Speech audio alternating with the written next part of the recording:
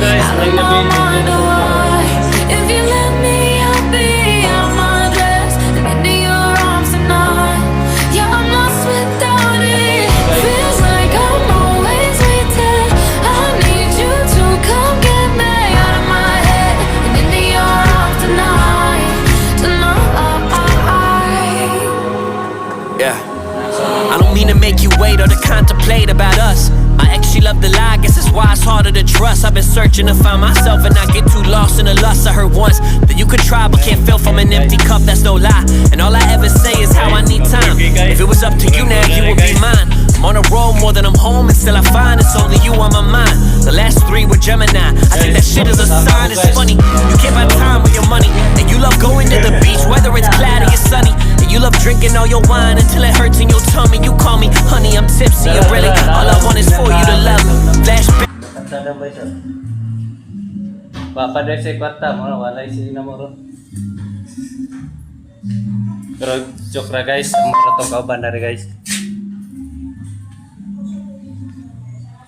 Mga followers ko, mag-heart naman kayo para mabigyan ko kayo ng load guys.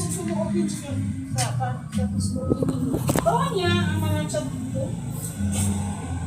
O itin ka na. Anong pagkakaw mo siya?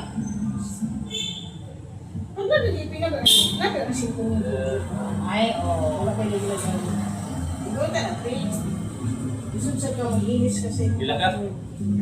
Gani? Wala sulog sa ako niya. Oo. Wala na kayo privacy. Siya. Tre. Oo. Niya ikaw niya.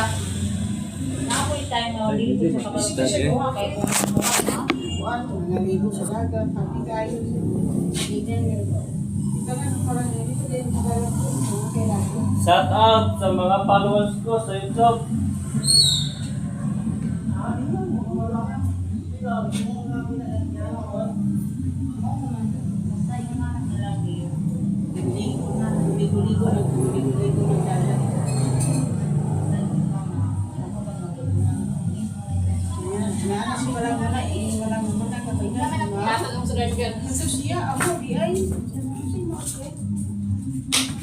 makabantay magpupulan ito sa pagumangkin. Hindi ang guna ko ang laki ng babae ng pagumantay niya na ibay ng sila rin lang yung bali ay ano ka, yay, nagkaliwang kanan